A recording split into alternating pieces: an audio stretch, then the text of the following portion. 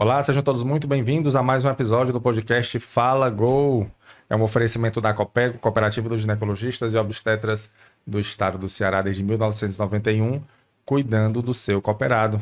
E antes da gente iniciar o nosso podcast, faça o seguinte: se você está nos assistindo pelo canal do YouTube, se inscreve no canal e ative as notificações para que você receba notificações quando nós lançarmos um novo episódio. E lembrando que nós estamos também no Spotify, e siga a gente no Instagram, Fala Gol Podcast, que você vai ter também lá alguns cortes que a gente vai colocando todas as semanas, porque o podcast Fala Gol está sempre trazendo convidados para falar sobre saúde e bem-estar. E hoje nós temos o prazer de receber a doutora Ana Clara. Tudo bom, doutora? Tudo jóia, boa tarde. Tudo bem, né? Graças a Deus, tudo ótimo. Doutora Ana Clara é Ótimo. ginecologista, é isso? Exatamente. E hoje nós vamos falar sobre um tema que eu acredito que está bem alta. Demais. Certo? Está bem alta, que é congelamento de óvulos e preservação da fertilidade. Exatamente. Quando eu recebi o tema, assim que eu recebi, eu já fiz a pergunta para a Renata, que passa os temas para a gente. Congelamento de óvulos e preservação da fertilidade. Não seria a mesma coisa? Nem sempre o contexto é igual, certo? Logicamente que para preservar a fertilidade a gente vai ter que congelar óvulos. Mas a gente fala de preservação de fertilidade em dois contextos.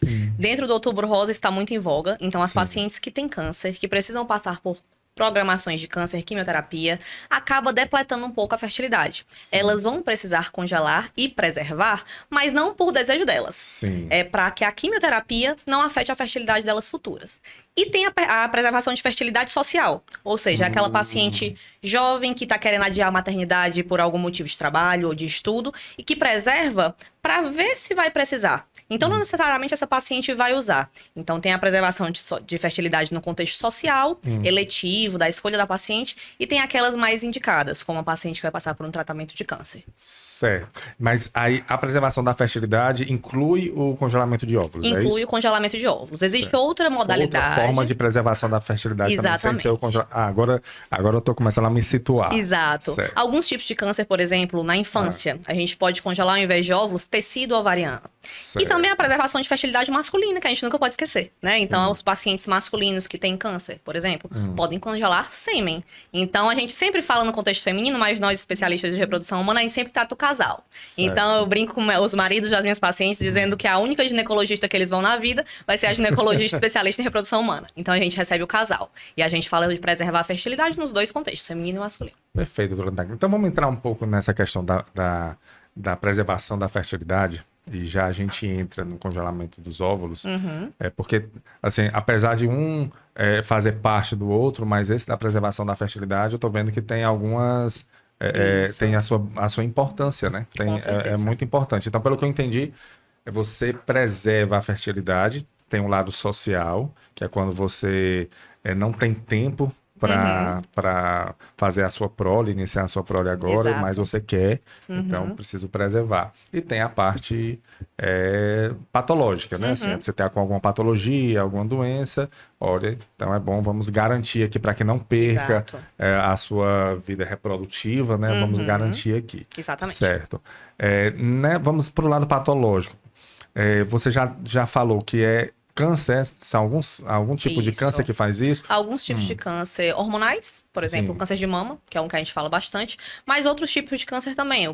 Todo tipo de câncer, na verdade, vai passar por um tratamento de quimioterapia, a maioria deles. Sim. E a quimioterapia por si só, independente do local que acomete o câncer, Sim. ela vai depletar a nossa reserva ovariana, no caso das mulheres, né? No caso dos homens também pode diminuir a questão da motilidade espermática, da quantidade de sêmen, de espermatozoides que realmente são fecundáveis, né? Sim. Então, qualquer tipo de quimioterapia, seja qualquer for o local do câncer, pode afetar a fertilidade. Então, independente do câncer, né? É o Independente do tratamento. câncer. Então, o problema não é o Exatamente. câncer em si, é o tratamento que ele quimioterapia.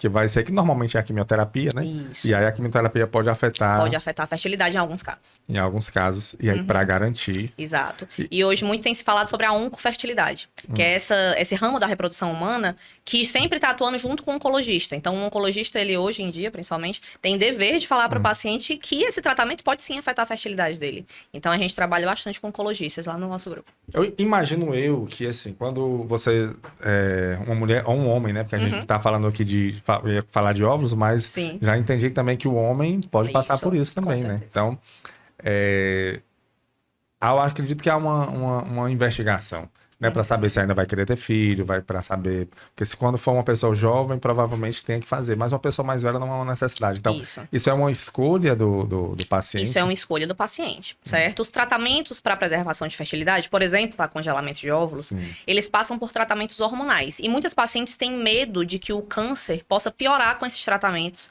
ou que possa vir a voltar com esses tratamentos. Na verdade, não. A ciência já provou que esses hormônios que a gente estimula, que daqui a pouco a gente conversa mais um pouco sobre isso, eles não avançam câncer, não pioram câncer. Então, a paciente escolhe. Não é obrigatório. Ela escolhe. Ah, eu não quero ser mãe de jeito nenhum. Tudo bem, não há nenhum problema. Ah, eu tenho dúvida. Prefiro congelar pra ter. Se eu quiser, no meu futuro, eu tenho lá guardadinho. Ou então, não, é o sonho da minha vida ser mãe, então eu quero sim preservar. É uma escolha do paciente. Certo. Mas e aí, nesse caso, é só a preservação que garante, aliás, só o congelamento que garante preservar a fertilidade? Ou existem alguns tratamentos com medicamentos, com hormônios? Na maior parte das vezes é o congelamento. Mas a gente nunca pode falar em 100% das quimioterapias vão acabar com 100% das fertilidades. Não. A gente vê que em alguns casos, pós-tratamento, raramente pode voltar a fertilidade, seja do homem, seja da mulher. Conheço várias pacientes minhas que, inclusive, voltaram. Mas como garantia, como a gente não pode dizer que vai voltar a fertilidade depois de um tratamento desse, o ideal seria o congelamento. Não existem remédios que restaurem, por exemplo, uma função ovariana, uma reserva ovariana. Perfeito. Então, na área patológica, realmente a quimioterapia, né, esse tratamento era bem forte. Não necessariamente vai deixar a pessoa infértil. Isso, deixar claro então, mas por garantia. É interessante que você faça Exato. um tratamento de preservação da sua fertilidade, que aí seria o congelamento de óvulos ou de esperma, ou de sêmen. Perfeito. Mas aí no lado social, né? A pessoa tá tudo bem, não tá tendo nenhum problema, não tá fazendo um tratamento que possa afetar a fertilidade, mas ela quer garantir a sua fertilidade. E aí, como é o procedimento que ela... Ou assim, qualquer pessoa pode fazer isso, ou tem que ter alguma característica? Os pacientes procuram muito hoje em dia, porque está muito falado a preservação social.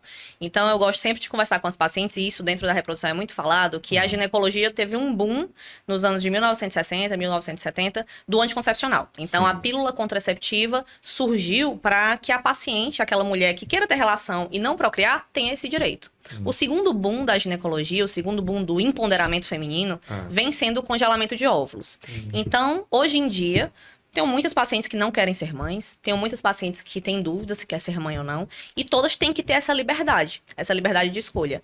Mas aquelas que têm dúvida, ou aquelas que querem ser mãe, mas não agora, esse congelamento ele entra muito para que haja uma garantia no futuro. A gente tem se inserido, graças a Deus, cada vez mais no mercado de trabalho. Então, várias pacientes minhas estudam, trabalham, têm várias jornadas de trabalho, querem fazer mestrado, doutorado, e acabam adiando a maternidade. E por que é importante a gente congelar? Quanto mais velha a gente vai ficando, menos quantidade de óvulos a gente tem. Então, tanto menos óvulo a gente tem, como aquele óvulo vai ser de pior qualidade. Dependendo do tempo que ele vai passando. Tanto é que a idade é o fator maior de infertilidade dentro da população feminina.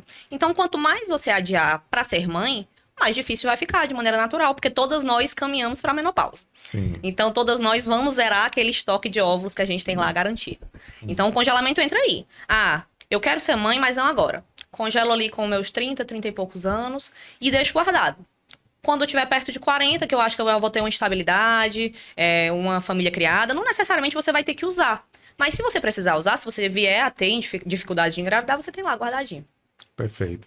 E aí, doutora, eu ouvi uma vez, não sei se eu estou errado, é que a mulher quando ela já tem um número de óvulos, vamos dizer assim, já determinado no seu organismo. É isso mesmo? É isso mesmo. Nós, mulheres, a gente começa a nossa produção de óvulo dentro da barriga da nossa mãe.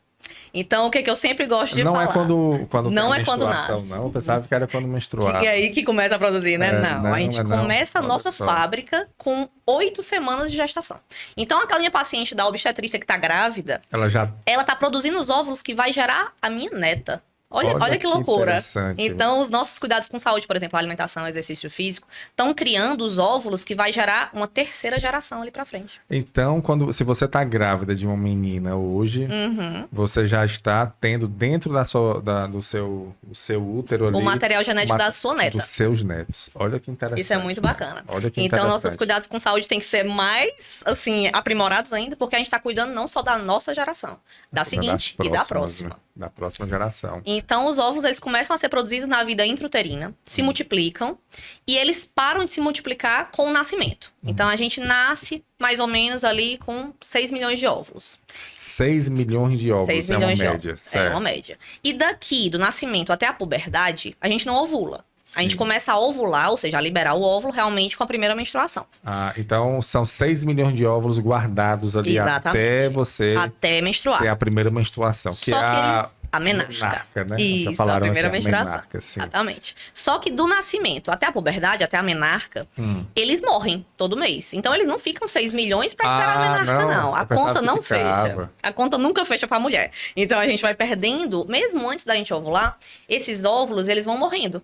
Gradativamente, escolhendo os melhores, vamos dizer assim. Me perdoe, doutora, mas a menstruação não é quando o óvulo não é fecundado e sai? Exatamente. E ele sai por onde, então, quando ele morre, antes da menstruação? Ele não sai. A ovulação que acontece após a menarca, a mulher ovula, não foi fecundado, e o sinal do corpo é justamente o sangramento. Sim. Só que todo mês após a menarca, além desse óvulo que é ovulado, 1000 morrem. Então, 1000 atresiam. Eles ficam ali como se fosse no estoque, esperando para ser escolhidos. Só um vai ser escolhido e 1000 vão morrer.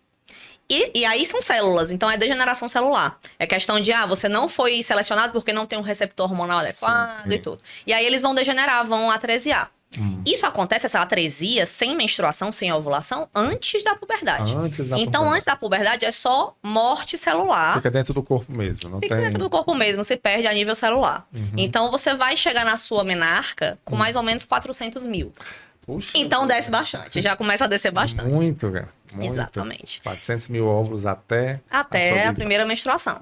Aí, um ovula, 1000 morrem todo mês. Isso independente de você estar grávida, tomar anticoncepcional, porque às vezes a pessoa pensa que, não, eu tô tomando anticoncepcional, eu não ovulo. Então, aquele meu óvulo que ia ovular ficou guardado. Ficou guardado. Não, os outros Ele continuam morrendo, certo? Então, não existe uma maneira de preservar o seu estoque, certo? A única maneira de preservar a fertilidade realmente é congelando, porque ele vai ficar em laboratório. E aí, quando você falou uma coisa que eu achei interessante, o tempo, a idade da mulher vai diminuindo a qualidade do óvulo também. É isso? Porque quando a gente fala em óvulo, a gente fala em dois aspectos. Quantidade, número, que aí gradativamente vai perdendo com a idade, e qualidade. O óvulo, ele é um material genético. Sim. Então, muito a gente fala, assim, leigamente, do fato de, por exemplo, mulheres acima de 40 anos terem mais chances de filhos com malformações, por exemplo, síndrome de Down e outras síndromes genéticas. Isso acontece por conta da qualidade do óvulo. Certo? E não só acima de 40 anos. Os estudos mais recentes mostram que tem 2 picos. Mulheres muito jovens, abaixo de 20, e mulheres acima dos 35 a 40, especialmente após os 40. A mulher abaixo de 20 também tem Também pode ter mais mas porque o óvulo não tá... Não tá maduro o suficiente. É como se não tivesse maduro o certo. suficiente. Então, tem mais erros genéticos nesses extremos de idade.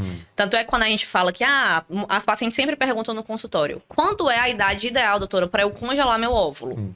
Eu sempre falo, hoje. Se você quiser congelar, é hoje. Porque adiar demais pode depletar o seu número de óvulos. Mas também congelar cedo demais não é o ideal. Era o que eu ia perguntar. Se a gente tem, por exemplo, a menina, né? Está com 6 milhões de óvulos ali. Aqueles óvulos não necessariamente são de boa qualidade, porque eles ainda não completaram O ciclo celular, exatamente. O ciclo celular. Divisões, então, por mais que tenha muitos, não quer dizer que eles estão com qualidade. Quantidade não significa qualidade. Exatamente. Perfeito. O nosso pico de quantidade e qualidade seria ali em torno dos 25 a 30. 25 a 30. Essa é a idade, vamos dizer, ideal, então, para a mulher engravidar. Especialmente ali Olha 30 anos. Olha aí. Olha aí. Relaxando ou desesperando alguma. 25 a 30 anos seria a idade... A idade perfeita. Isso não quer dizer que depois dos 30 com também, certeza, ou antes dos 25 também não... Na verdade, a população da reprodução humana de pacientes é raro a gente pegar meninas aí jovens de 25 a 30. Normalmente a gente já pega pacientes querendo engravidar próximo dos 40 e depois dos 40. Então é o nosso público-alvo dentro da reprodução. Então, eu entendo. Então, qual é a melhor idade para você congelar os óvulos? Eu entendi, então, que deve ser entre 25 e 30 anos. Isso. Mas... Os estudos, eles não recomendam idade ideal. Nunca. Certo. Mas, assim, quanto antes, melhor. Porém, ali em torno dos 30. Certo. Tem várias campanhas de trintou, congelou, umas hashtags de sociedades de reprodução. Então, é uma idade bem cabalística dentro da reprodução, seria os 30 anos. Que teria uma boa quantidade, na maioria dos casos, caso a paciente não tenha nenhuma doença ginecológica que afete a quantidade dos óvulos. Sim. E uma boa qualidade. Perfeito. A mulher já teve um filho, certo? Uma dúvida. Ela já teve um filho. E durante a gravidez, ela teve problemas, vamos supor, teve diabetes gestacional, pressão alta. Foi uma gravidez de risco, vamos colocar assim, uma gravidez de risco. E aí, mas ela teve o filho, nasceu e tudo. E aí depois ela quer congelar o óvulo. Esse óvulo, pelo fato de ela ter tido uma gravidez de risco, existe alguma ligação entre o óvulo e esse problema que ela teve? Assim, vai ter algum problema na hora de congelar? Não vai ter nenhum problema na hora de congelar. A gente fala de mais riscos de doenças genéticas, caso ela tenha alguma doença genética. Mas lógico, como o óvulo vai ser a carga genética dela, vai ter provavelmente os riscos que ela tem, né? Então a gente tem que congelar estando saudável, porque nossos hábitos de vida também interferem na qualidade do nosso óvulo. Então, quanto mais atividade física, quanto melhor a gente se alimentar, melhor a qualidade. Perfeito. Era isso que eu ia perguntar também. Então, antes da gente partir para o congelamento em si, que eu tenho algumas dúvidas sobre a forma, né, de como é o procedimento, mas a gente vem conversando aqui com muitos profissionais e de diversas áreas, certo, doutora Ana Clara? Que a gente está vendo que a população está precisando muito de informação segura, né? Demais.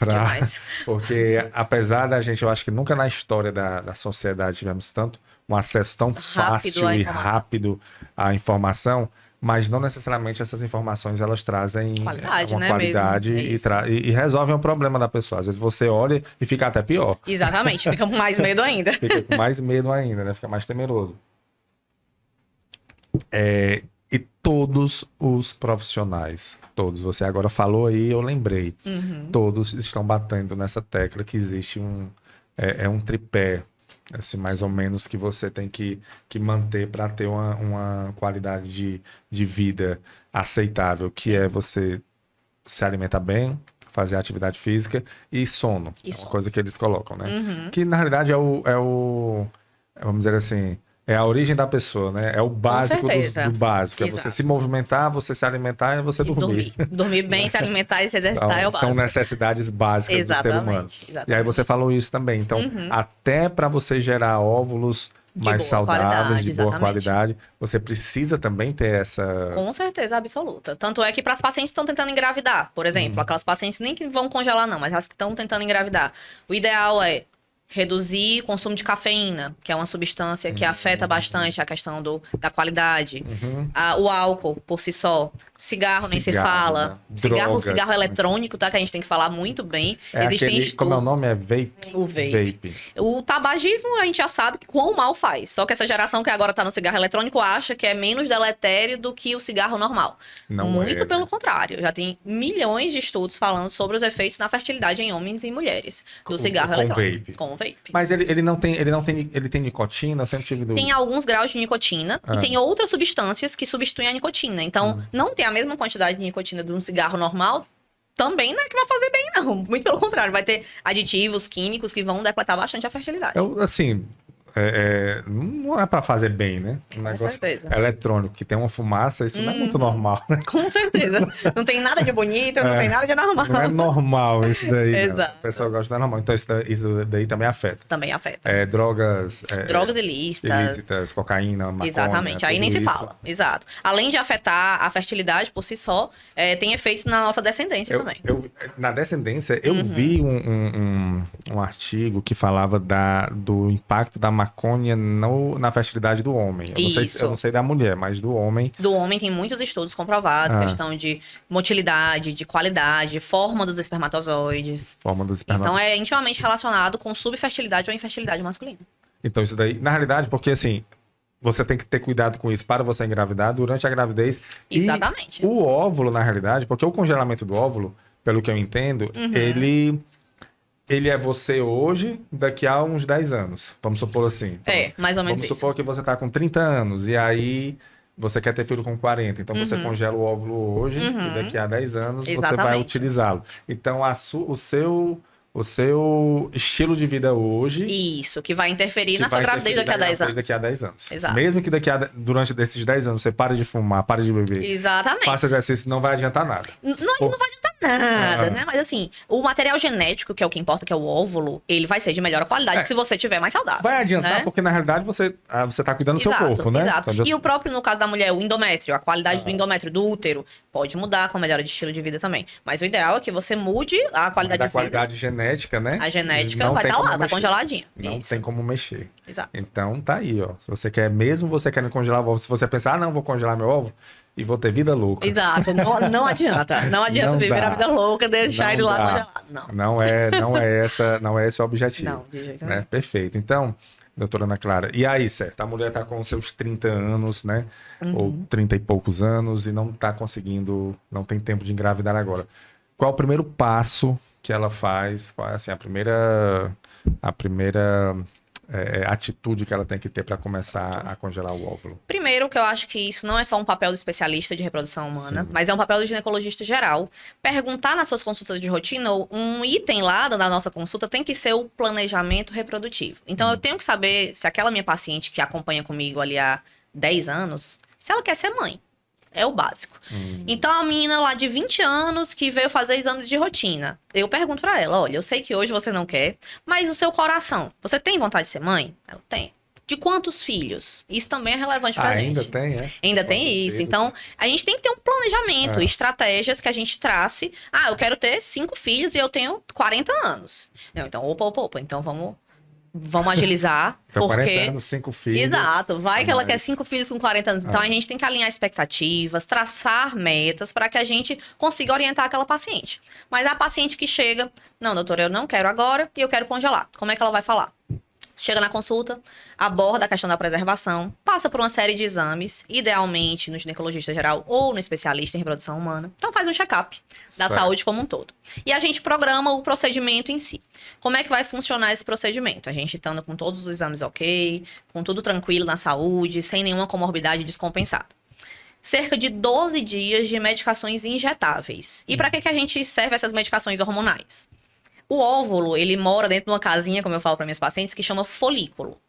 No nosso ciclo menstrual normal, todo mês, na questão da menstruação, pra gente ovular, existem vários folículos pequenos e eles vão competir para quem vai ser o dominante, para quem vai ser o escolhido para ovular. Sim. Esse é o ciclo normal. A gente seleciona um folículo, aquele folículo solta um óvulo, e aí o óvulo vai esperar o espermatozoide. No ciclo de congelamento, a gente tem que estimular vários folículos, porque a gente quer coletar vários óvulos. Então, a gente vai dar hormônio para que nos ovários cresçam junto vários folículos. E esse crescimento de folículo, durante esses 12 dias de medicação, são monitorizados por ultrassom. Então, mais ou menos 12 dias, depende da resposta da paciente, e mais ou menos uns 4 ultrassons que a gente realiza durante esse período. Realizando o ultrassom para ver a resposta dessa paciente, mais ou menos no 13º, 14º dia, é agendado o procedimento de punção ovariana. Como é que funciona isso? É num centro cirúrgico, com anestesia, sedação, e é feito um transvaginal. Só que esse ultrassom transvaginal, na ponta do transdutor, né, que é a sonda que a gente faz transvaginal, tem uma agulhinha na ponta. E a gente coloca dentro da cavidade vaginal da paciente e, guiado pela imagem de ultrassom, essa agulha vai acessar os folículos. Perfura a parede da vagina e acessa os folículos do ovário. Que são as casinhas Que onde são estão as os casinhas dos óvulos, exatamente. Certo. Essa agulha, ela é conectada com uma seringa, com um aspirador. E esse folículo, ele é cheio de líquido.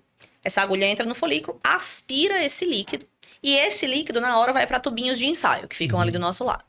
Todo laboratório de reprodução humana, do lado do centro cirúrgico, existe um laboratório de embriologia. Então, na mesma hora que a gente aspira esse líquido é levado para o embriologista, que é o profissional que fica vendo no microscópio a análise desses óvulos, se esses óvulos estão bons e quantos óvulos a gente vai captar. Então, a gente aspira todos os folículos, manda esse líquido para o embriologista e ele conta quantos óvulos a gente vai ter. E é basicamente isso. Procedimento. E é uma média de quantos óvulos consegue captar? Extremamente variável. Porque, por exemplo, uma paciente com endometriose, um exemplo de doença ginecológica, pode afetar bastante a reserva ovariana e a resposta da paciente às medicações. Então, são pacientes que podem ter uma menor quantidade de óvulo. Tem pacientes que hiperestimulam, ou seja, pacientes com ovário policístico. Elas têm mais chance de hiperestímulo, ou seja, com a mesma medicação que eu dou a uma paciente X, aquela Y que tem ovário policístico pode fazer vários folículos. E isso tem bastante risco de complicação durante esse procedimento de punção, por causa desse hiperestímulo. Então, é muito variável, a gente não tem como estimar um número. O que a gente tem que dizer para a paciente? Que quanto mais óvulos conseguir, melhor a chance. Só que a gente não pode estimular de maneira irresponsável para conseguir muitos. Porque a complicação maior desse procedimento de punção se chama síndrome do hiperestímulo. É quando cresce muito o folículo e esses folículos acabam estimulando muito a parte hormonal. E essa paciente ela pode ter derrames cavitários, que a gente fala. Então, líquido livre na barriga, que a gente chama de ascite. Dor abdominal intensa. Inchaço em várias partes do corpo, nos membros inferiores, complicações respiratórias. Então, não é um procedimento isento de risco. E isso a gente tem que alinhar com o paciente. Por mim, cada punção teria 30, 40 óvulos, mas a gente não pode fazer isso de maneira irresponsável. A gente tem que ter muita cautela nesse estímulo. Mas, assim, uma coisa eu não entendi, me perdoe, doutora Ana Clara, mas as mulheres já estão com os óvulos lá, no organismo. Esse medicamento que é colocado é para estimular... Isso. Estimular o quê? Se o óvulo já tá lá? O óvulo que vai ovular, ele só ovula do folículo dominante. Então, só um folículo vai ovular o óvulo bom no ciclo natural. A medicação serve para estimular o crescimento de vários folículos dominantes. Tá, porque se for depender só do natural... É só um folículo não por mês. Seria praticamente impossível você conseguir captar um folículo. Não é nem impossível, é super possível. Só que a gente não vai submeter a paciente a um procedimento invasivo, a uma anestesia para captar... Para captar um óvulo. Um óvulo, né? Que pode não ter... Ah, entendi. Então, se a gente fizer no ciclo natural uma punção ovariana, que isso não se faz, mais um exemplo, a gente pegaria um óvulo. No máximo, porque nem sempre, em cada folículo que eu tô vendo na imagem, vai vir um óvulo. Sim. E nem todo óvulo vai gerar um bebê. Então, tem várias etapas laboratoriais envolvidas nisso, de desenvolvimento celular mesmo. Certo. Então... E é uma anestesia geral que dá na mulher?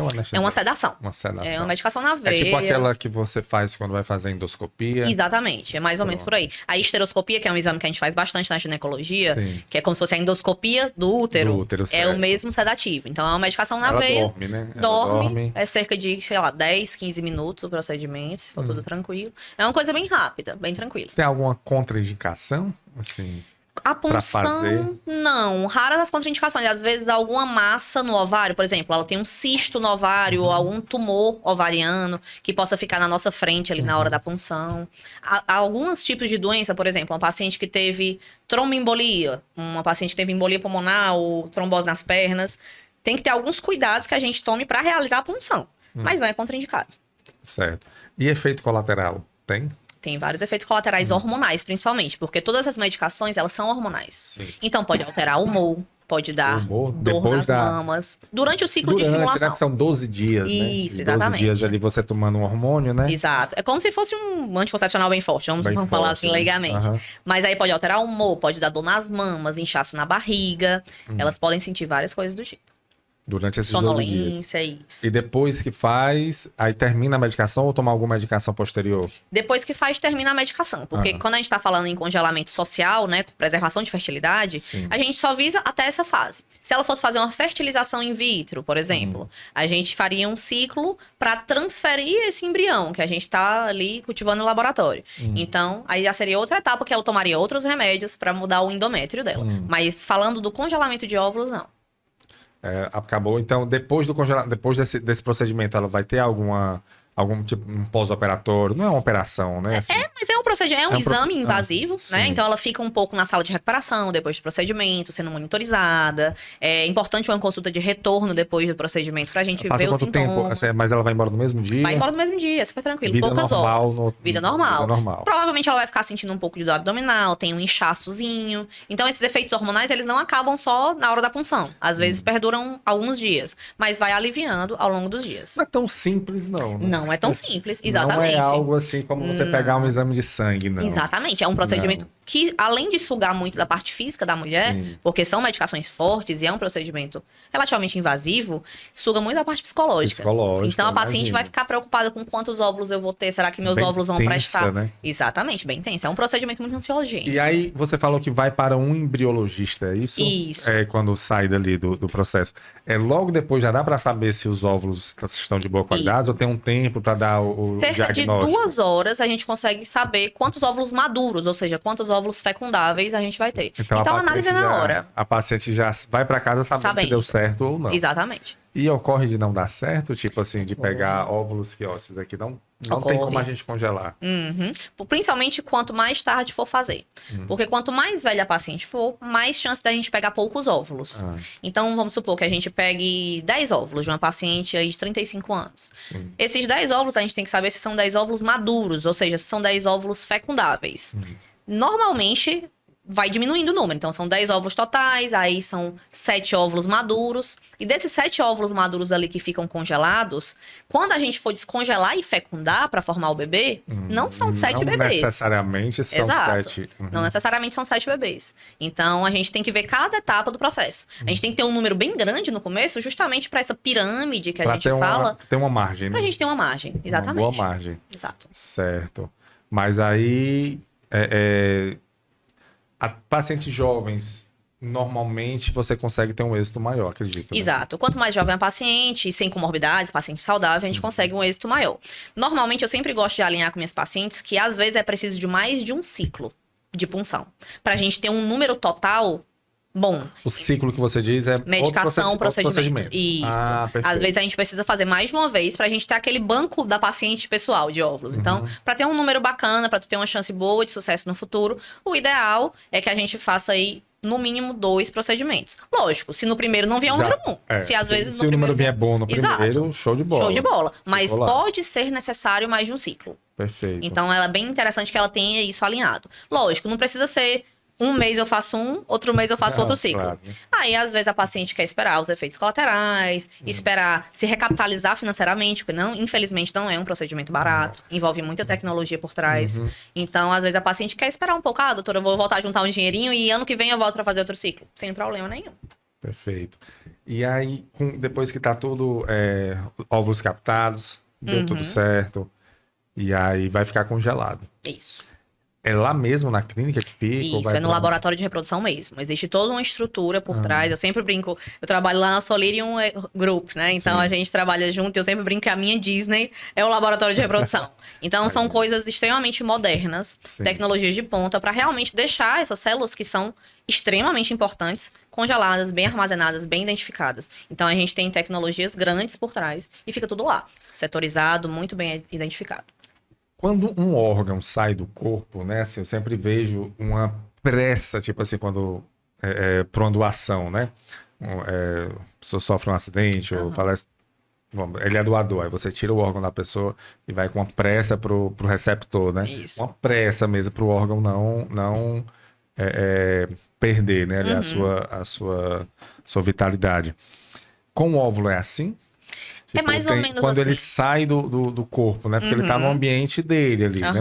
A menina, imagino eu, que quando ele saia, ele possa pode sofrer alterações alguma no ambiente. alteração, é o que eu imagino. Então, Com porque você certeza. disse que assim que tira, coloca vai num tubinho de tubo ensaio. como se fosse um sangue, né? Isso, exatamente. E aí tá num ambiente que não é o ambiente que ele ele estava acostumado, exato. Né? Esse tubo de ensaio, ele fica numa plaquinha que tem uma temperatura ideal, então é uma placa aquecida.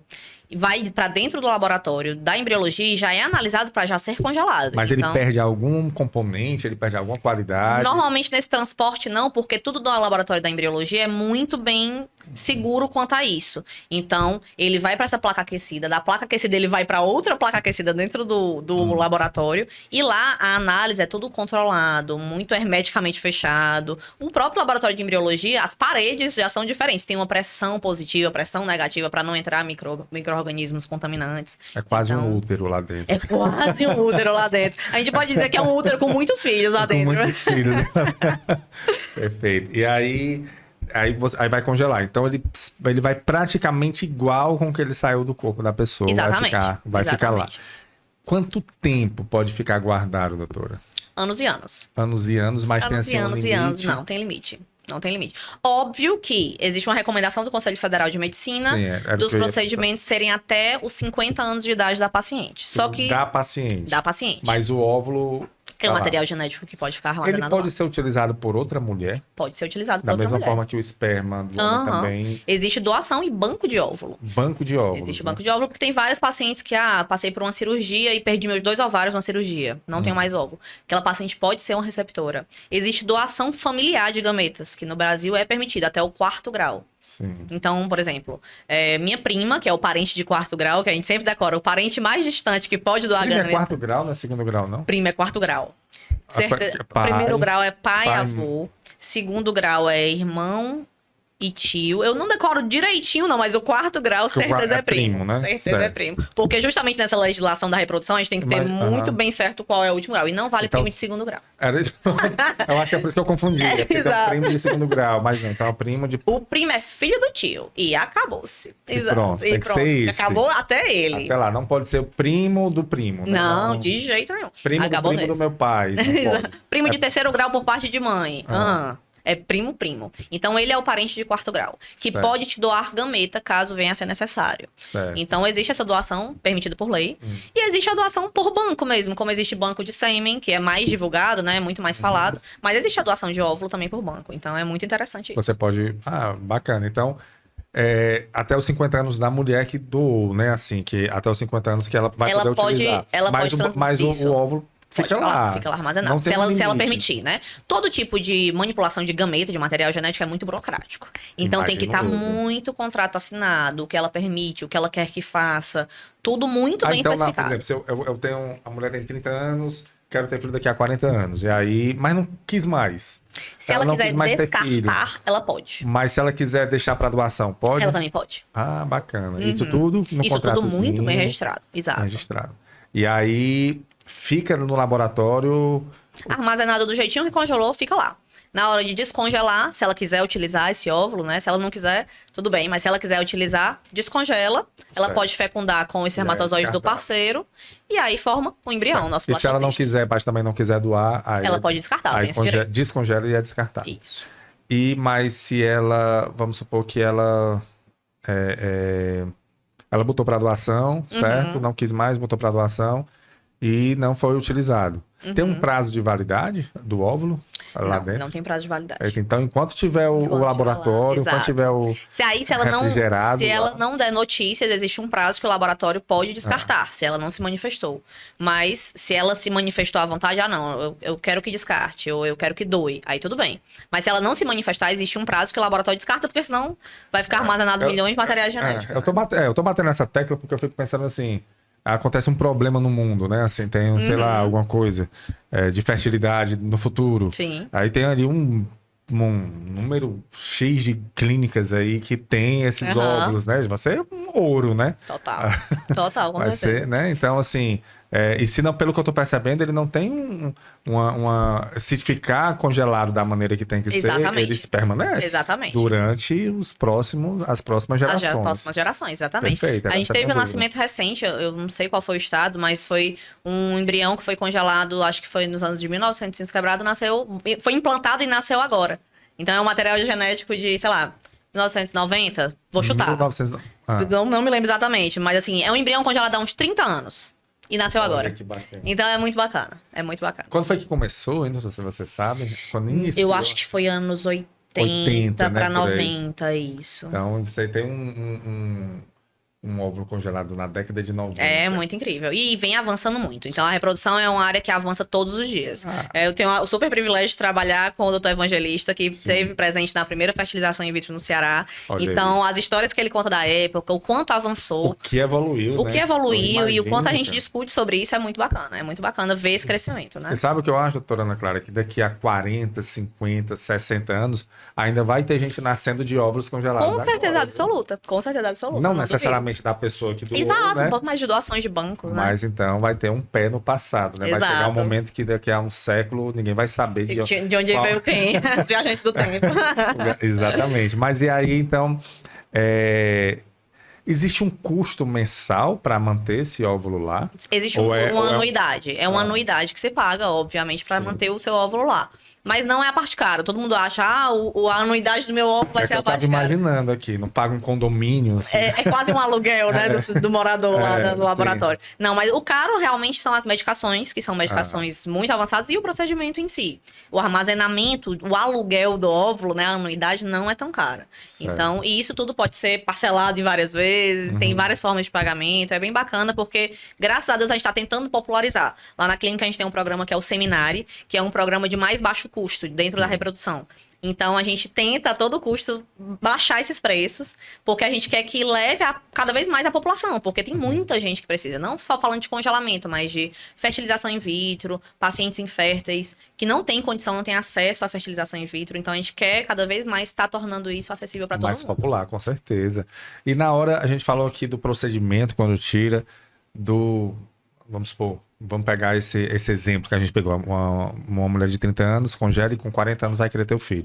Então são 10 anos aí que ela vai ter que ter vamos dizer assim, pagar a anuidade, né, para poder manter aquele óvulo lá. Quando ela for receber o óvulo, né, quando ela for engravidar, é outro procedimento que tem que ser feito? Outro procedimento. Claro, né? Isso. E como seria esse procedimento? Pronto, esse procedimento seria a fase final, por exemplo, da fertilização in vitro, que a gente fala, que é a transferência embrionária. Como é que é a transferência embrionária? O paciente tirou lá o óvulozinho dela que está congelado, juntou com o espermatozoide do parceiro, e a gente faz a fertilização in vitro. Não pode terminar. Que é colocar o espermatozoide dentro do óvulo. Tem uma agulhinha que navega para dentro do óvulo e o espermatozoide vai lá para dentro. E por meio do laboratório a gente vê todas as divisões, todas as etapas de divisão celular, até chegar ao 5º dia de divisão, que seria um blastocisto. É a nossa célula do embrião, é a célula que a gente quer chegar. Então a gente vai chegar a células de boa qualidade, que é a nossa intenção, e vamos ter lá os nossos bebezinhos. Quando a gente tiver o embrião e a gente estiver pronto para fazer a transferência, a gente dá algumas outras medicações para paciente, que são medicações bem mais leves do que as de estímulo ovariano. Isso. Que servem para preparar o endométrio, que é a camada de dentro do útero, para receber o embrião. Então, menos dias de preparo para transferência. Quando a gente chega no pontinho certo, a gente agenda o procedimento de transferência embrionária, que também é um procedimento super mais tranquilo. É no centro cirúrgico, mas não tem anestesia. Raros os casos que se anestesia, só pacientes que realmente querem, que não querem sentir dor. Mas precisa nem sedar, não? Como não precisa sedar. A gente bota um espéculo, que é aquele aparelhinho da prevenção mesmo, para visualizar o colo. E aí, o marido, se quiser acompanhar o procedimento, acompanha. E é tudo via ultrassom. Então, é guiado por ultrassom. Uma pessoa tá com ultrassom aqui na via abdominal. A pessoa que vai transferir bota um catéter muito fininho dentro do colo do útero, guiado por um fio guia. E aí, visto por ultrassom, a gente vê exatamente aonde a gente quer implantar. Na hora que a gente tá no cantinho certo, o embriologista sai do laboratório, vem com o embrião, entrega e a gente injeta o embrião na hora, então, e a paciente fica vendo. Para ficar tudo ok, para não ter perigo de ter problema com o embrião. Contaminação, nada assim. Então, a manipulação é muito delicada, todo o procedimento é muito tranquilo, a paciente assiste tudo, com o marido é bem emocionante, assim, o ponto ápice do nosso tratamento é devolver esse bebezinho à casinha dele, né? Então, a gente o casal consegue ver tudo guiado por ultrassom. E aí, a transferência embrionária. Depois de 14 dias, a gente faz um beta-HCG para ver se deu certo. Se deu certo. Exatamente. Então, vamos lá. Foram muitas informações agora. Muitas informações. Primeiro pega o óvulo, descongela e aí tem a doação do esperma do marido, não é isso? Ele parceiro, coleta o sêmen, coleta o sêmen, e aí é feito no laboratório a junção do espermatozoide com o óvulo. Faz o que teoricamente o sexo faria. Exatamente. Não é isso? É o artificial. A fecundação. A fecundação. Vocês fazem uma fecundação no in vitro. In vitro, né? Que chama. Que é... O nome in vitro é justamente porque é em cima de fertilização in vitro é isso. É porque é tudo no laboratório ali manipulado, mas é uma fertilização. A gente coloca por microscópio. Exatamente, por microscópio. E aí dá pra ver uma visão aumentada, né? Porque tem esse microscópio, o óvulo, aí a agulhinha entra no óvulo. Depois que entra, solta o espermatozoide dentro, ele vai correndo sozinho e atinge o núcleo. Então os dois DNA se juntam. Então descongela o espermatozoide, descongela o óvulo. E aí, quando ele tá descongelado, ele corre e você vê tudo direitinho. É você que faz ou é... É o embriologista. É o embriologista, isso. né? Nunca uma pessoa da reprodução anda só. A gente sempre tem um embriologista. Tem uma equipe, né? Maravilhoso pra andar com a gente, enfermeiras técnicas. E aí aí vai vendo lá a fecundação. Exatamente. E aí você vê quando... Aí existem incubadoras, que a gente chama, né? Incubadoras de embrião, que são de time-lapse. Então, a inteligência artificial também já chegou na reprodução. Foi. Então, a gente vê dia a dia, minuto a minuto, todas as divisões celulares. A divisão mesmo. Isso, tem no vídeo. Não, o nome que dá Eu esqueci que dá um nomezinho, que é quando separa uma célula da outra. Exatamente, é justamente essa separação celular que a gente vai vendo. Então, quando tem 2 células, quando tem 4 células, 8 células. Então, a gente vê no vídeo mesmo aquele embrião, que é o seu embrião, se dividindo e se formando. É incrível. É maravilhoso. Eu imagino. E aí, com quanto tempo ele vai para esse procedimento de colocar dentro do... A gente espera divisões celulares, idealmente até o 5º dia de divisão, mas isso varia, certo? E aí, se você quiser congelar o embrião, também pode. Eu vou formar, não quero transferir agora. Eu sou casada, quero congelar uma parte de óvulo, mas eu quero congelar uma parte de embrião, porque eu já sou casada há muitos anos, eu quero o embrião meu e do meu marido congelado. Também pode deixar congelado o bebezinho. E deixar pra transferir já, o bebezinho pronto. Depois. Exato. Depois descongela. Depois descongela. Olha que interessante isso daí. Então, assim... Porque também tem o esperma do marido, né? Exato. Porque se você for, a gente fala muito aqui do óvulo e tudo, mas a qualidade do espermatozoide do homem também vai influenciar demais. E com o tempo diminui também, não? Altera mais a qualidade do que a quantidade. Isso.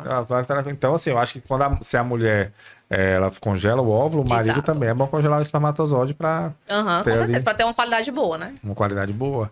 Olha que interessante, não sabia que poderia congelar o embrião. Pode congelar o embrião. Pode congelar sim. E aí, depois de um tempo... Não quero fazer agora, eu quero fazer daqui a algum tempo. Exatamente. A gente sempre recomenda congelar embrião e óvulo. Porque quando se congela um embrião, é dos dois. Sim. Então, às vezes, o casal congela o embrião e se separa. Aí começa todo um problema burocrático por trás. Quem vai ficar com o embrião? Quem vai ficar? A guarda do embrião. E é real. Existe isso? A guarda compartilhada. Então, quando eles congelam o embrião, eles têm que escrever que autoriza o uso se em caso de separação, alguma coisa assim.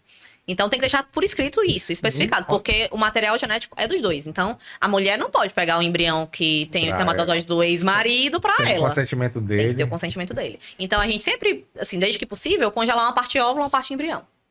E olha que interessante, porque senão você vai ter que descartar, né, o embrião. Exatamente. E até para descartar você precisa de autorização. Isso, e é um conflito ético bastante, é uma discussão bem profunda isso aí. É o que eu tava pensando, porque o embrião, ele já é uma vida. É uma discussão ética bem profunda, essa daí. Bem polêmica. Porque se você parar pra pensar, faz muito sentido. Você congelou um embrião e aí daqui a algum tempo eles se separaram. Aquele embrião tá lá congelado e aí vamos descartar? Exato. Então, essa é uma discussão, por isso que eu sempre falo, não congela só embrião, não congela uma partezinha de óvulo também. Claro. Então, sempre preferência por congelar gameta e não embrião. Às vezes precisa congelar. É o óvulo ou o sêmen, né? O espermatozoide. Sim. Mas aí, sempre preferi congelar o óvulo, mas se precisar congelar embrião, também existe como congelar embrião. Perfeito. E aí, então, com o embrião pronto, aí você leva lá para o procedimento, né? Para colocar dentro do útero. E aí você assiste tudo. Tudo por ultrassom. Pelo ultrassom. E dá pra ver o casal ver bem direitinho. E aí, onde é que você fala mais só pra reforçar? Onde é que tem que encaixar bem direitinho mesmo? É ali no terço final do útero. Não pode encostar no fundo do útero. Mas aí lá no endómetrio, no terço distal, a gente coloca um embriãozinho. E aí o útero entende que é um embrião que foi formado. E aí ele já... Exatamente. Aí a gente espera que aconteça a implantação, né? Então, cada etapa existe uma taxa de erro. Nada é 100%. Se a fertilização in vitro fosse 100%, aí a gente tava com todo mundo gestante. Sim. Infelizmente, tem uma taxa de erro ali em torno de 60% a 70% de chance de sucesso. O que é o nosso sucesso? Né? É um excelente número. É um excelente número. E a nossa chance de sucesso, que eu digo, não é a gravidez, é o bebê em casa. Então, o beta dar positivo é o primeiro passo da vitória. Mas o bebê em casa é a nossa taxa de sucesso mesmo, que a gente chama. Na realidade, doutora, é quase, vamos dizer assim, é um campeonato com vários jogos, né? Com vários jogos. Porque desde o momento, se você parar para pensar, é desde o momento que você vai escolher ter, né? Você vai escolher congelar, os hormônios que você toma, na medicação que você toma, o procedimento que você faz, o congelamento em si, que tem que ser muito bem assistido lá dentro, né? Depois a fecundação, depois colocar depois a gravidez em si, que aí... A gente fala muito na reprodução da jornada da paciente. É uma jornada. É uma jornada. É uma jornada que exige não só um médico de reprodução que lhe dê assistência, que lhe acolha, mas exige uma equipe multidisciplinar muito grande. Psicólogo, nutricionista, o marido estar sempre presente é muito importante, caso ela seja casada, né? Caso não seja uma mãe ou um pai solo. Mas é importante que essa paciente seja assistida por uma equipe multidisciplinar, por uma equipe equipe não só de médico, mas um time por trás. Um andrologista, que é o urologista especialista na fertilidade do homem. Então, essa equipe, ter essa equipe por trás é fundamental. Uma equipe que você fala, então, temos ginecologistas, embriologistas... Exato. Enfermeiro, andrologista, nutricionista, psicólogo. Psicólogos, Psicólogo é fundamental. Eu imagino que a cabecinha da mulher, do casal nesse momento, talvez precise de um apoio, né? Com certeza absoluta. É muita ansiedade, é muito medo, é muita insegurança. É muito estereótipo da sociedade. Tem muita gente que esconde que faz fertilização in vitro, que congela o óvulo. Então, mas por que você acha? As pessoas têm vergonha de não terem gravidez espontânea, de precisarem de uma ajuda da tecnologia. A verdade é essa. Mas, graças a Deus, isso está sendo muito falado, muito disseminado, e eu acho importante trazer esse tema para cá justamente para isso. Claro. Pra gente disseminar informação, porque isso é uma ferramenta que ajuda muita gente, ajuda a assim, realizar sonhos. Realmente realizar sonhos. Claro, você constitui uma família, né? Para quem tem esse sonho de ter filho, né? Vem ajudar muito. O SUS não cobre, não? Infelizmente não tem no SUS. Né?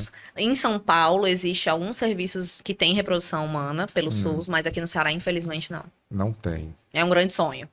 Pois é, acho que impactaria muitas famílias, né? Porque absoluta. Imagino eu que muita gente tem vontade de fazer. E muita gente precisa. Mas muita gente precisa. Financeiramente, até pelo que você falando aqui, eu nunca fui em uma clínica de fertilização, em um laboratório que congela óvulos, mas pelo que você falou, você começa a imaginar, vamos dizer assim, a grandiosidade, eu não digo não é nem de tamanho. Isso. É de avanço tecnológico, isso. Que precisa ter numa clínica que faz esse procedimento para todos esses processos, toda essa jornada atingir os 60%, 70% exatamente, de que a gente êxito, tanto né? sonha. Exato. Então, um aparato tecnológico e pessoal, né? Com certeza, mental e físico. Mental e físico, porque precisa de profissionais altamente atualizados no mercado para poder garantir o êxito desse procedimento. E nada disso tem um custo baixo. Com certeza, né? infelizmente. A gente imagina que realmente tudo que demanda muita tecnologia e demanda muito conhecimento técnico de pessoas, existe um custo elevado. Mesmo vocês tentando popularizar, né? Como vocês estão tentando. Exato. Né? Eu acredito que isso é mais... Então, depois desse que tem esse processo de você colocar no útero e aí o acompanhamento durante a gravidez...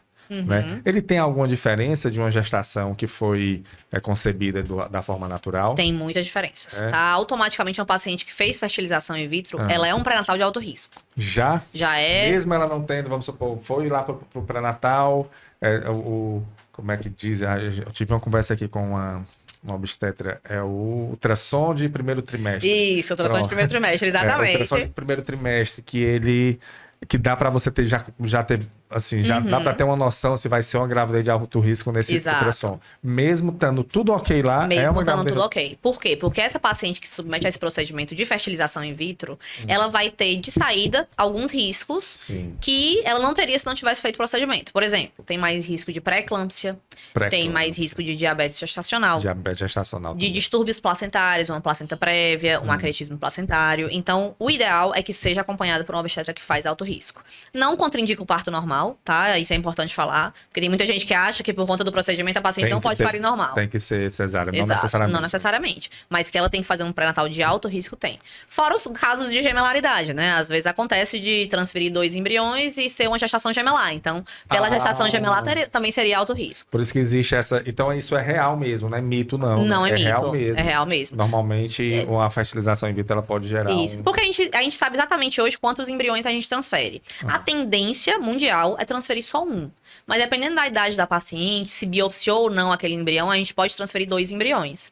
Então, a gente pode vir a transferir 2 e realmente os 2 pegarem e vir uma gravidez gemelar. Mas a gente não transfere 5. Isso não acontece. Antigamente, que não existia uma seleção tão grande, era os casos de multiplicidade, né, trigêmeos, acontecia com mais frequência, né? Mas hoje a gente seleciona muito bem e a gente procura transferir só um. Perfeito. E aí, vamos supor que ela vai ter uma gravidez de alto risco, mas ela não desenvolveu nada. Se não evoluiu para uma pré-eclâmpsia, nem para uma diabetes gestacional, nada. Então ela pode ter um parto normal. Sim, Porque, sim. na realidade, o que vai dizer se ela vai ter um parto normal, assim, a indicação de parto normal ou cesárea, não é porque ela fez um procedimento desse, é como Exato. vai... É como ela vai se comportar durante a gestação. a gestação. E às vezes até desenvolvendo a pré-eclâmpsia, ela também pode vir a parir normal, desde que a doença esteja compensada, né, na hora do parto. Claro. Então vai E aí depender entra o realmente. obstetra, né? E aí Mais o obstetra, um processo. exatamente, mais um pra jornada. Mais porque um pra jornada. É um grande time. É um grande time, eu imagino. E tudo isso ela pode ter um acompanhamento lá na clínica. Pode ter acompanhamento lá na clínica. Aí isso a gente conta com todos os profissionais lá na Solirium. A gente tem obstetras, ginecologistas, fisioterapeutas, nutricionistas, andrologistas. Psicólogos também? Psicólogos também, nutricionistas Tudo também. equipe, Eu né? acho que eu vou esquecer alguém vai ficar com raiva de mim, pessoal. Mas tem tudo lá na nossa equipe. É uma equipe muito vasta. É muito E a vasta. gente hoje conta com um serviço de ensino em reprodução. Então, estamos formando cada vez mais profissionais em reprodução humana. Então, é muito bacana, porque isso é uma área que está crescendo no mundo todo. E aqui em Fortaleza, a gente precisa despontar realmente mais profissionais de reprodução humana, porque o mercado está precisando. Tá precisando. E você tá vendo um aumento da procura desse Demais. Sem procedimento? dúvida. Sem dúvida, principalmente congelamento. Porque, como eu te falei, as mulheres elas não querem engravidar agora com 30. Antigamente, engravidar com 30 era tarde. É. E é geracional isso, né? Minha avó engravidou com 32 anos, eu acho, o primeiro filho. Isso era um absurdo pra época. A Quase música- ficou pro caritó. É, aquela música do Sérgio Reis, Panela Velha, que faz comida boa, olha é aí. com 30 anos. Ela diz assim, ela é madura, já tem mais de 30 anos. Olha aí. Mas para mim o que importa é a pessoa. Não Olha interessa aí. se ela é coroa, panela velha que faz comida boa. Exatamente. Com 30 anos. Você imagina aí, Exato. naquela... Os 30 é os novos 20, os 40 é É os os novos novos 30. 30. Então, cada vez mais a gente tem que falar sobre isso também, o envelhecimento saudável Sim, e o envelhecimento ativo. Então, a gente tem que ter direito a trabalhar, estudar e ter a nossa gravidez, se empoderar dessa forma. Ter a gravidez quando eu quiser, quando eu puder e planejar. Não depender do relógio biológico. A gente Claro. é uma pausa no relógio biológico, congelamento. Porque antigamente a fertilização in vitro ela era mais para quem não consegue ter filhos, Exato. né? Tem dificuldades para engravidar, então Isso. você lá fazia. Mas hoje, pelo que a gente conversou aqui, não. Se você pode estar totalmente saudável, mas não é por opção sua, não quer ter Exato. filho nesse momento, então você congela e depois de alguns anos você vai ter, aí vai ter que Exato. fazer uma fertilização in vitro. Exatamente. Exatamente. Então teria a fertilização in vitro. E você então... pode nem precisar usar. Então, você pode Sim. engravidar espontaneamente com 39, é verdade. mais difícil, mas não é impossível. A gente conversou aqui, mas é verdade. Exato. Isso não descarta a velha e boa relação sexual e a Exatamente, a velha e boa gestação espontânea. espontânea. Exatamente. Sim, é uma Lógico que é fecundação. mais difícil engravidar espontaneamente aos 39 anos, mas não é impossível. Mas aí, doutora Ana Clara, como você falou no início, é uma garantia. É uma garantia. Pronto. Quem congela sempre tem. Então, é uma garantia, certo? É uma previdência privada É que uma você... previdência privada dos óvulos, é isso. Verdade, faz todo sentido. É isso daí. Ô, doutora Ana Clara, perfeito. A gente está se encaminhando aqui para o final. Você tem mais alguma informação para passar para a gente? Eu acho que é isso. É o ginecologista geral realmente começar a informar a paciente sobre isso, Sim. a falar com a paciente sobre planejamento reprodutivo. Doenças como endometriose, problemas de tireoide, podem vir a afetar a reserva ovariana. Então, essas pacientes têm que ser acompanhadas de perto com exames de reserva ovariana. Planejamento, traçar metas. Não é porque ela tem 25 anos e não quer engravidar agora que a gente tem que deixar aquela paciente de lado, não. Sim. Aquela paciente ela tem que ser tratada um plano. Daqui a 10, 15 anos ela quer ser mãe. Então, vamos falar sobre congelamento, vamos preservar essa fertilidade, porque se ela quiser, se ela precisar, tá lá, tá guardado. Sabe o que tá aparecendo muito? Não tem corretor de seguro? Né? Que o corretor de Exatamente. seguro, ele vende justamente isso, olha. É uma garantia para sua família, né? Um Exato. seguro de vida, por exemplo. E aí, quando eu tive filho, eu tenho um amigo que é corretor de seguro, ele num instante me convenceu a fazer um seguro de vida. Porque depois que você tem filho, você fica com medo de morrer. Com certeza, eu tenho medo de morrer de repente. Não posso morrer agora.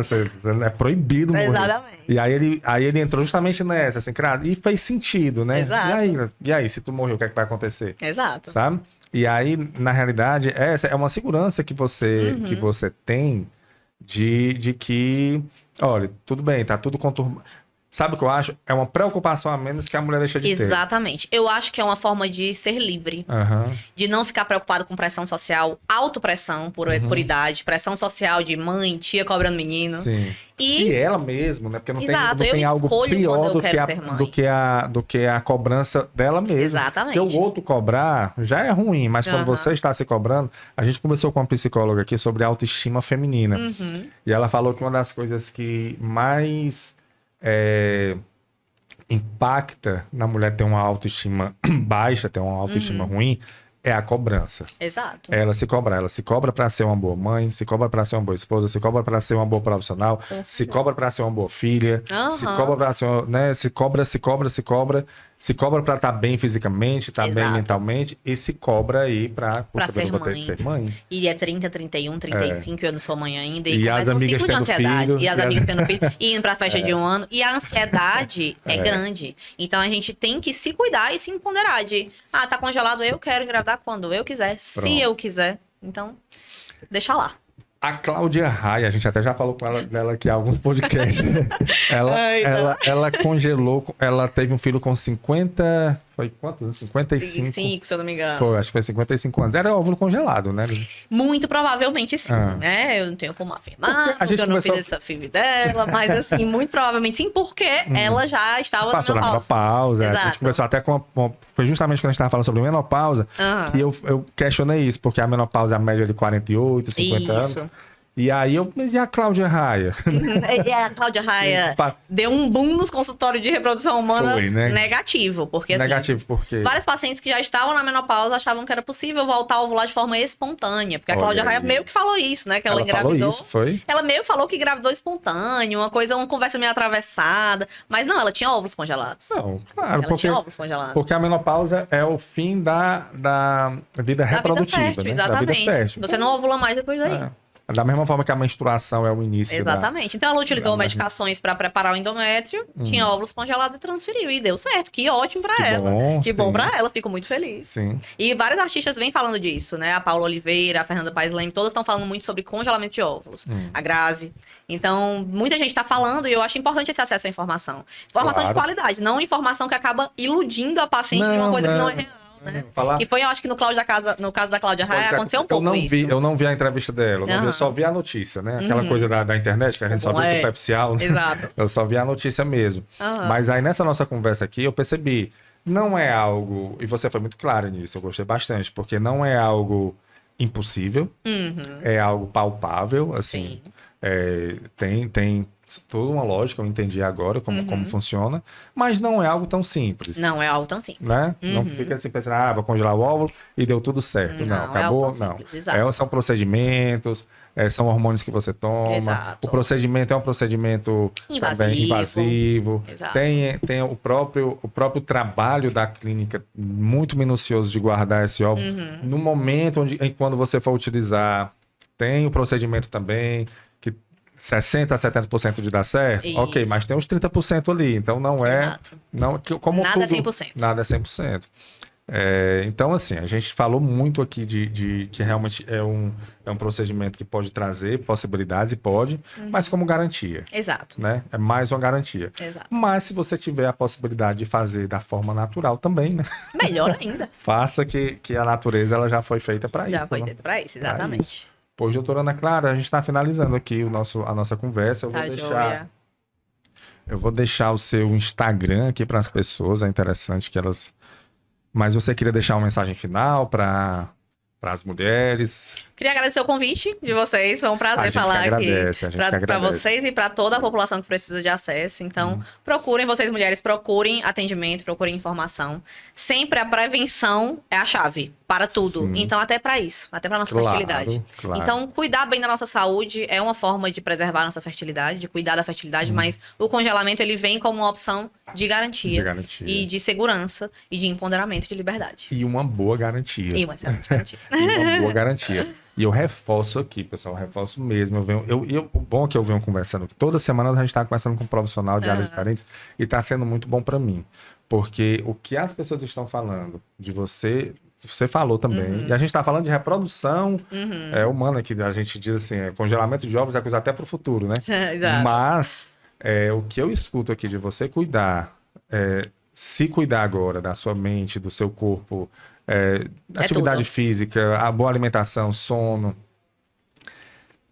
para você ter uma qualidade de vida não só agora, mas no futuro também. Exatamente. E para tudo que você vai fazer. Tudo. Um procedimento desse que você faz, você tendo uma rotina saudável, Exatamente. ele vai ser bem mais, Você leva de maneira muito mais tranquila e a probabilidade de ter êxito é bem maior. Bem maior, com certeza Então, absoluta. Só com depende certeza. da gente, a gente Exato. priorizar. A gente prioriza tantas coisas, né, na nossa vida. Exato, às vezes as coisas erradas. A gente tem que se Coisas priorizar. erradas. A gente tem que cuidar da nossa saúde, porque a gente é o que a gente tem, né? Eu venho internalizando isso, sabia? A prioridade realmente somos nós. Não tem.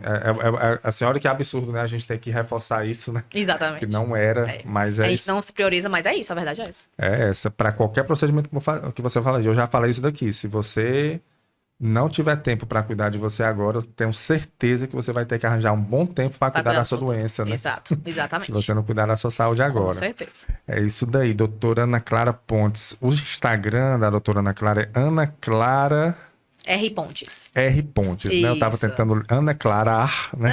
Ana Clara R. Pontes. Tudo Isso. junto, certo, pessoal? Tudo junto. É Ana Clara Pontes, ginecologista, reprodução humana, tá aqui. Segue a doutora Clara, tem vários... Bem atualizado, né? O seu Instagram. Tá aqui. Tentando. É uma luta diária esse Instagram aí. Mas tá. É tá. uma realidade que eu acho que a gente tem que levar acesso por rede social para nossas pacientes. Sim. Mas ainda é uma luta. Não é Claro, fácil.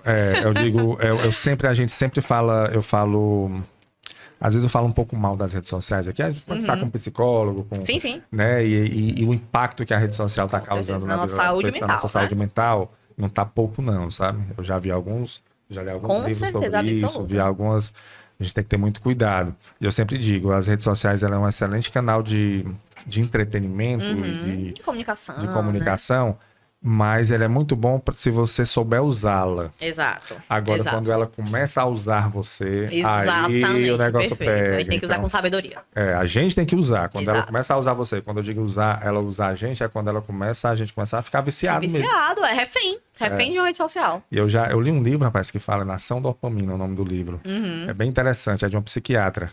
E ela diz como o impacto dessas pequenas informações que você fica vendo nas Sim. redes sociais, Acesso rápido, pequeno rápido, rápido. são injeções de dopamina que você vai recebendo ali. Pá. Exatamente, você se vicia. Você se vicia. É um Exatamente. vício, cara. É realmente uma substância que vicia. Então você tem que ter bastante cuidado. Futuramente Antigamente eles faziam cigarro, por exemplo, não tinha filtro. Sim. O cigarro, né? Então eles começaram a botar filtro porque eles viram que o negócio Tava muito sério. Tava muito eu acho que sério. a gente tem que começar a usar alguma coisa do tipo. Vai começar a ter isso, sabe? Exatamente. No futuro No vão dizer, Instagram. menino, como é que eles usavam esse negócio sem filtro nenhum? Como é que ele usa cigarro sem esse filtro? Exato.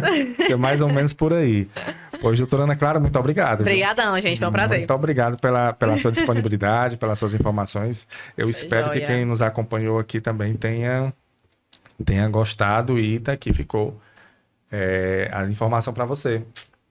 Que é uma garantia, mais uma garantia para ficar mais tranquilo nesse momento, tá aí. Um congelamento de óvulos, né, para você futuramente constituir a sua família. Tá bom? Doutora Ana Clara. Certinho. Muito obrigado. Você que nos Obrigada. acompanhou também, muito obrigado. Esse foi mais um episódio do podcast Fala Go. É um podcast oferecido pela Copego, Cooperativa dos Ginecologistas e Obstetras do Estado do Ceará. Saúde e paz para todos. E até a próxima, se Deus quiser.